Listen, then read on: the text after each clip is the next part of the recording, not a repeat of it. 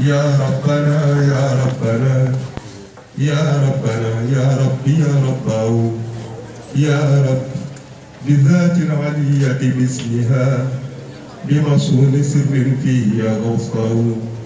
اكشف كروب المسلمين جميعا وأغثهم منا بنصرك يا واكبت مسر الكيد واردد كيده في نحري وإله ما أرداه وعلى حبيبك من سرى في ليلة لعلاك فابتهج العلا للسرى أزكى الصلاة مع سلام المرتضى ما أشرقت أرض والسماء والآل والأصحاب ما دعا دعا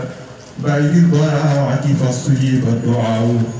وكل ما لساننا يكل عن ذكري من الدعاء يا أول جلبا ودفعا يا إلهي تممي لنا جميعا يا علي وعممي عمرا مباركا طويلا وارزقي جميعنا آمالنا وحققي بحق اللهم صل على سيدنا محمد الفاتح لما أولد والخاتم لما سبق ناصر الحق بالحق والهادي إلى صراطك المستقيم وعلى آله حق قدره ومقدار العظيم آمين. سبحان ربك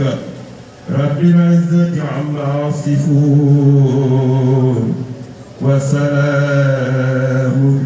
على المرسلين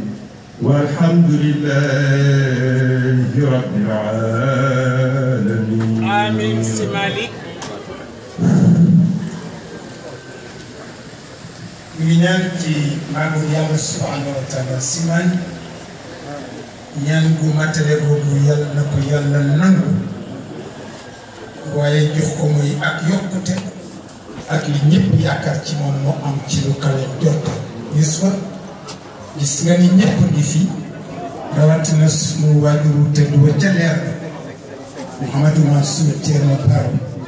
di waajuru l'islam bi di yëkkati kàddu ci turu policier retraité du département de Mbour ñu ñëw fii teew président bi nga xam ne kooku mooy Alika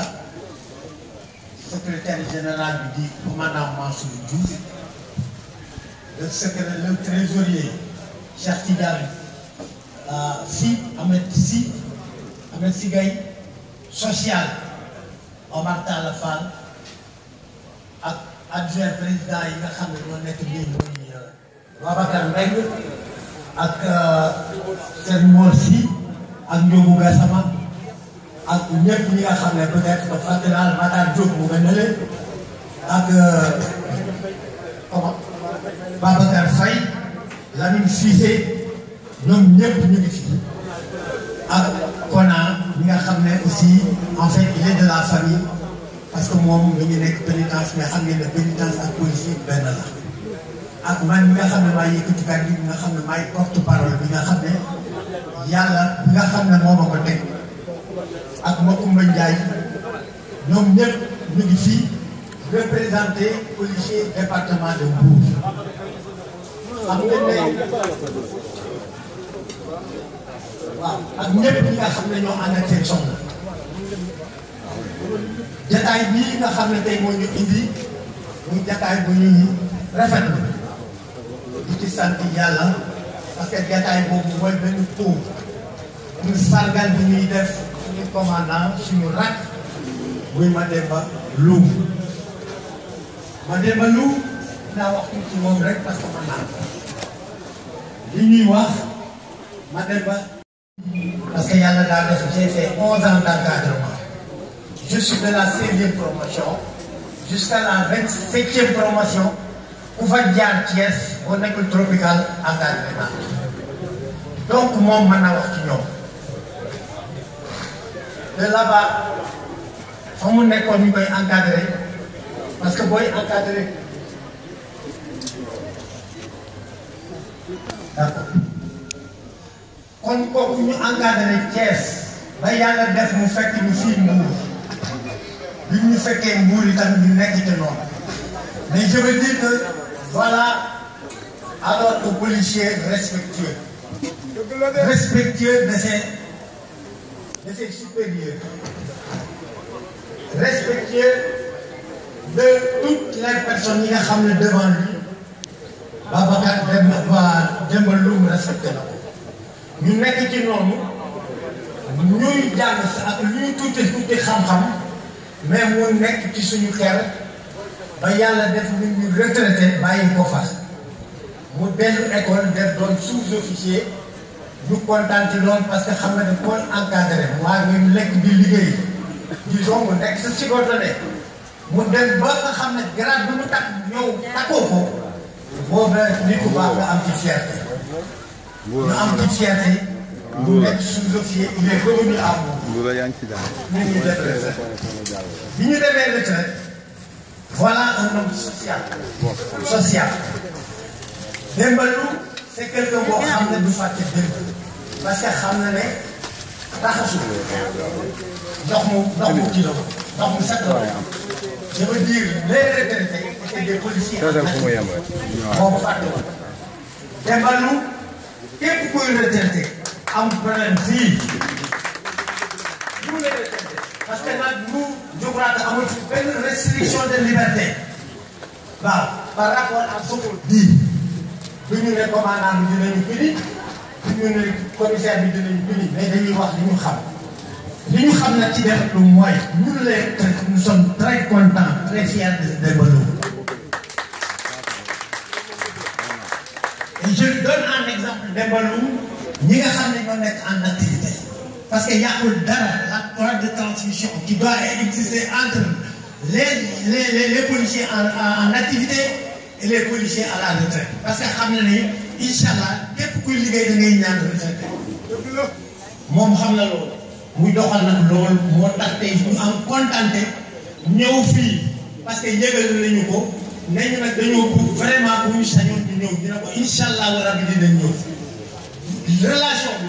bu doxul woon ni mu waroon a doxee du ñu ñëw fii tey ma ne ko ne dañoo am ngànt mais duñ ko def. Voilà l'amicale des policiers retraités Demba Loum devant vous pour sargal la tey jii nga xam ne tey vraiment da ngay dem retourner à l'école pour changer entre guillemets de carapace vous êtes sous-officier ñu ngi lay ñaanal yàlla nga ñëw avec des étoiles sur les épaules yàlla mën na ko yàlla def alors pour terminer damay wax rek nos vaillants policiers nos jeunes frères nos fils ñoo fi nekk mais le policier est tolérant xam na li muy def ak ñoom mi ngi leen di déglee di leen sutura voilà les policiers nekk ñii ñëpp ay activités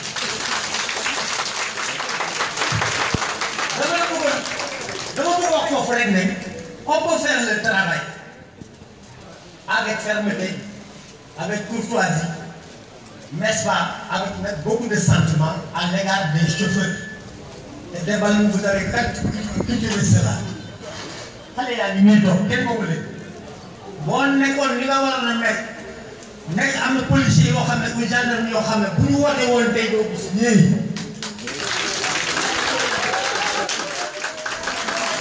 Kon donc. Sous-officier gradé.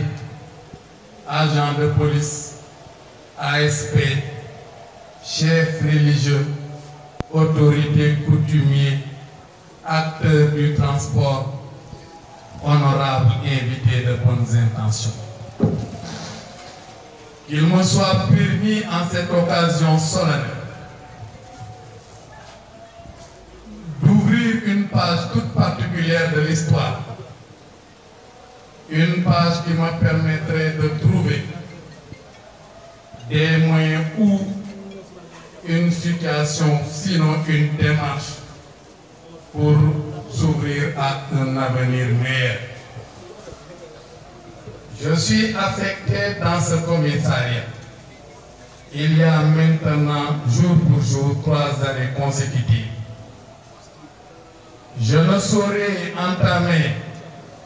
ce discours sans rendre grâce à Dieu, le miséricorde,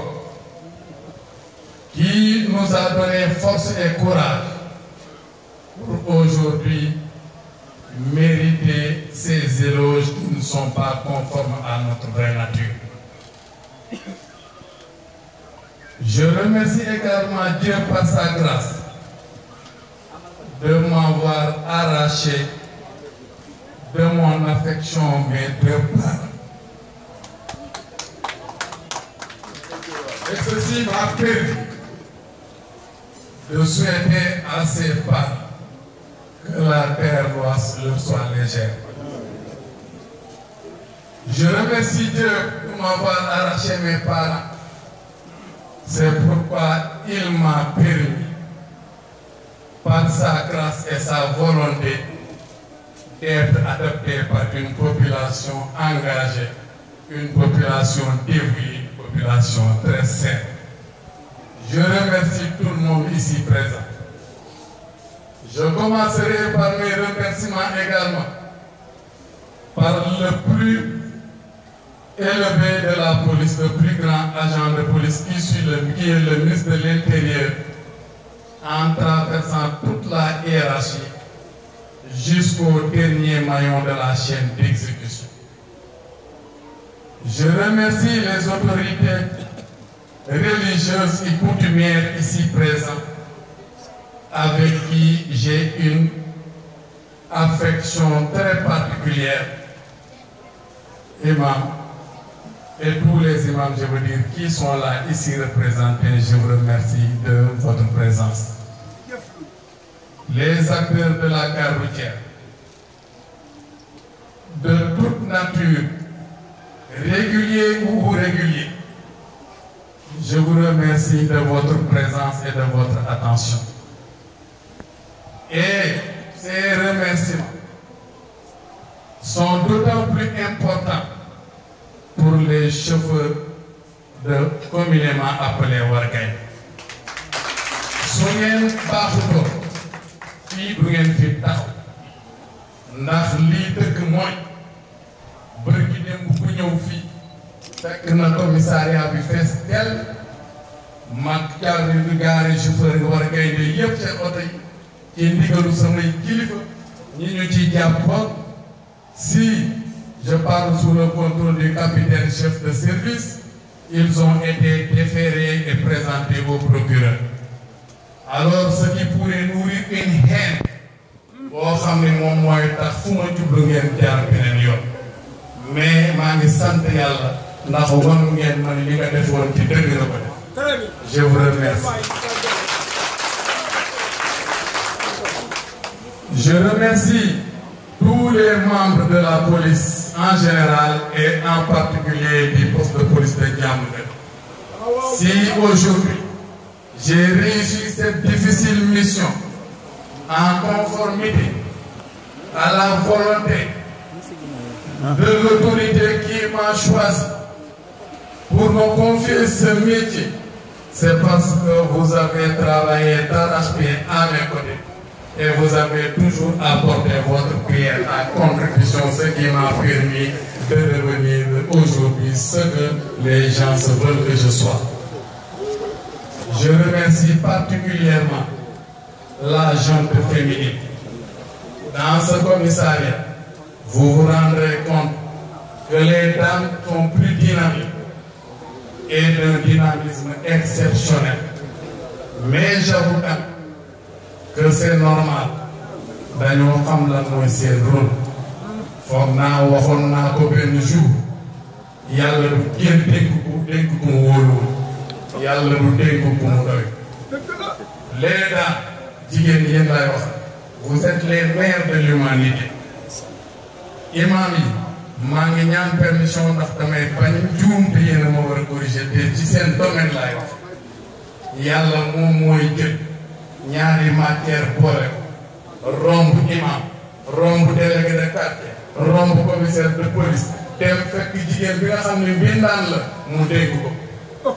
jël ay malaaka ku ci nekk mu jox la sa rôle mu ne yow yaa yore ndox mi yow yaa yore ngelaw li yow yaa yore liquide amniotique bi yow yaa yore ba ñu daj mu tàggu leen ni leen maa ngi dem 40 jours laa fi ñëwaat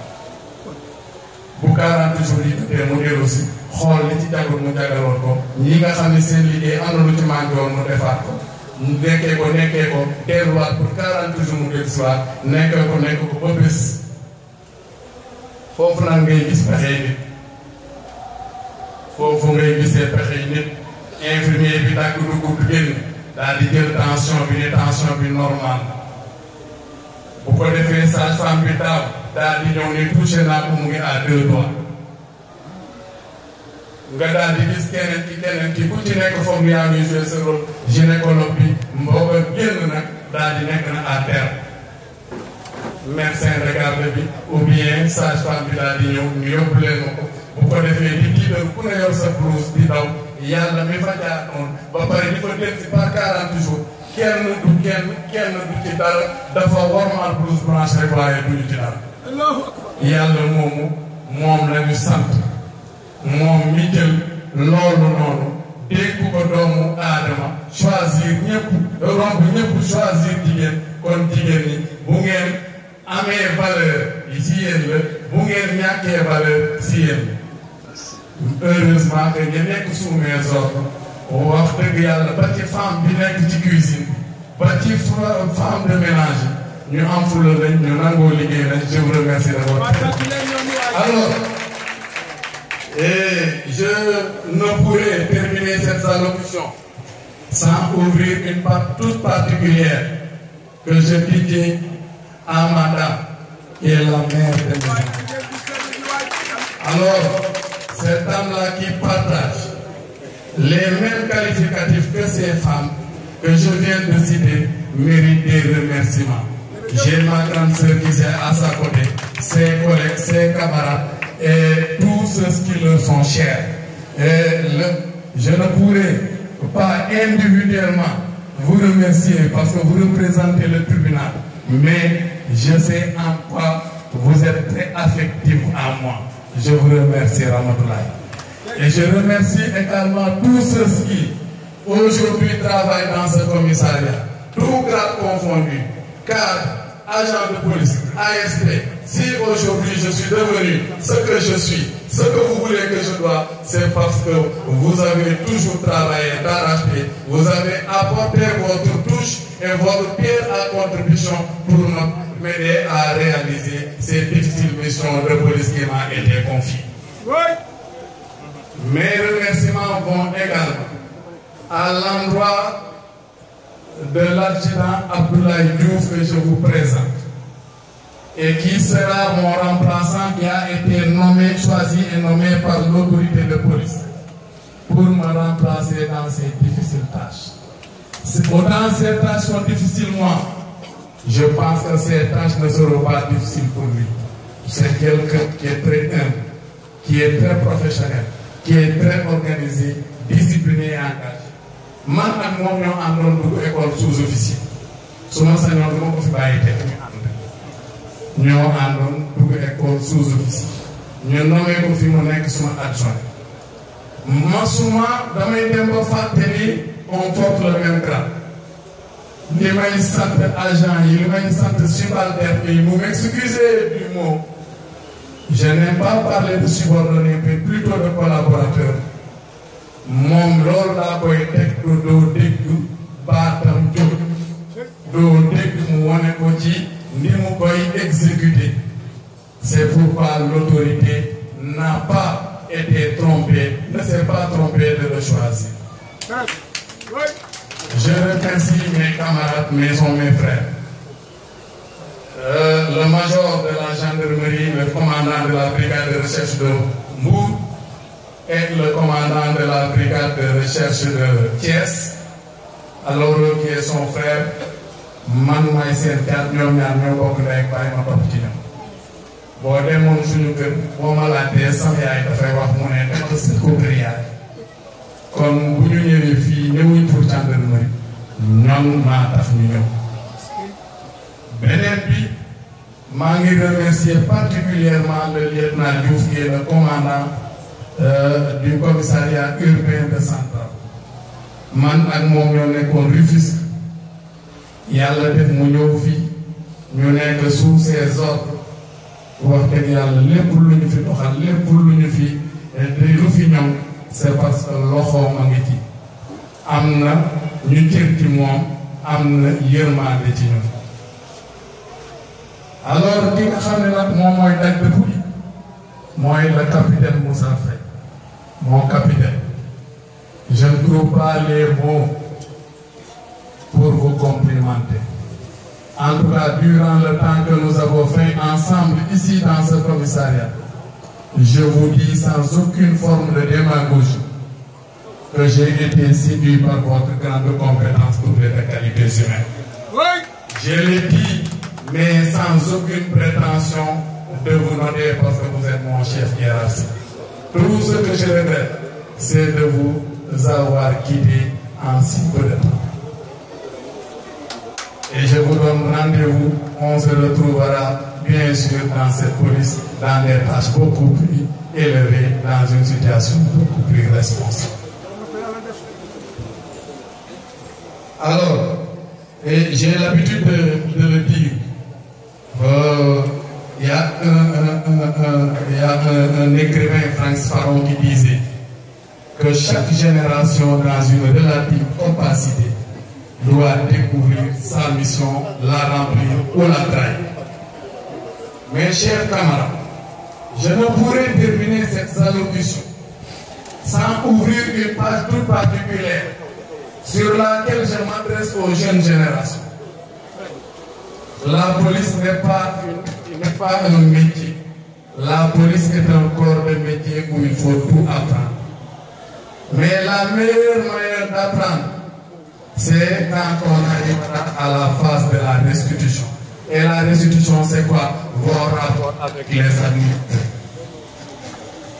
Ñi nga xam ni ñoom ñoo nekk sous vos ordres ak ñi nga xam ni ñoom doon seen administré, ñenn ñi nekk acteur de transport, ñenn ñi di jógee di ñëw soxla indi leen fi. Bu ngeen jàppee ni seen nawle lañu,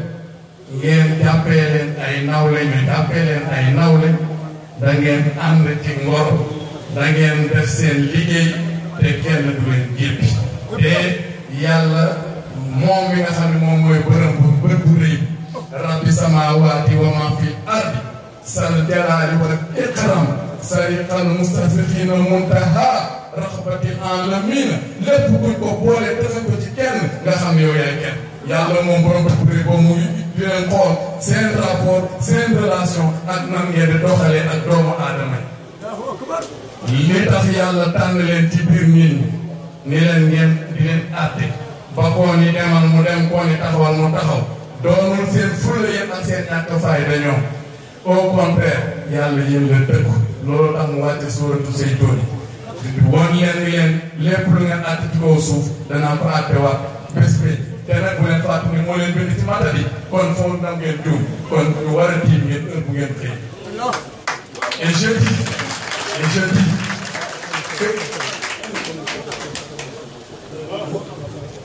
je voulais dire que yàlla moomu noonu nim ñu dajalee ci àdduna bi ñuy daw di ñëw léeg-léeg kenn manqué ñu ne ndeysaan léegi keneen ñëw ñu ne waa góor noonu la koy defee ba benn bés nag boo xam ne bu mu fonk la moo tax 348 fois la yàlla génn ci alxuraan suuratu Baqara ba Naas mu ne yow ma bés boobu noonu boo amul dégg-dégg da koo xalaat ma yomal xeer ba muy daaneel ca aaya bu mujj ba mu ne kullukum aatihi yawmal qiyaamati fardan comme que nag danañ fa àgg dañ ko àtte bu nga dee boo defar toogaay. maa ngi remercier alors les retraités da ngeen a sonn waru leen foo na ñëw waaye da ngeen a baax xër yéen ñi yéen a baax ndax boo liggéey ci koor ba jógee war a noppal mën a toog sa kër di am yooyu def nga jël sa lépp joxaat ko police yéen ay góor foog naa ni man li tax ma ñëwoon ci seen assemblée générale bi commissaire Khadatou Keita bu commissaire Sali mi nga xam ni moom ngeen defoon marraine moo ma yabaloon waaye moo tax ma ñëwee woon fa ñaari casquette Aïssatou Ka moo ma yabaloon moo tax ma ñëwee fa ñaareelu casquette te ñaari casquette yooyu sant naa ci yàlla ndax bi ma fa jógee nee na ma dégg naa la nga fa wax te yéen tim ne ngeen dégg nga la ma wax mais la ma wax amul importance bu dee la mu def loolu la sañ ba di xeeñ bu ngeen waxee damaa baax njëkkee leen ko ci yéen parce que je suis venu ici tout petit yéen ñii yéen ñëpp ñoo bokkoon service yéen a ma teete yéen a ma won ma yërëm ma jéggal ma samay tooñ ba xamal ma ba lépp lu ma mën kon tey suñu ma nee waa góor gi yéen ñii yéen a ko moom maa ngi leen di sant di leen yàlla na leen yàlla fay dëgëral taxawaay bi ngeen continuer nekk fi ba ci an Ablaye dénk naa la ñii Ablaye dénk naa la waa dëkk jëpp waaye dénk naa la ñii na nga ma leen taxawul jàppale leen te xam ni ñu ngi la tegal foofu sa fauteuil boobu dee fànn nga fa dem nag ñu jox la tabouret fekk fa fauteuil bu honorable moom moo bëgg te yaakaar naa ni sama yaakaar na tas ci yow alors su ma bindee damay gàttal te dana am lu ma yóbbaale wu su ma bindul alors damay tarxiis ba wax lu ma war a wax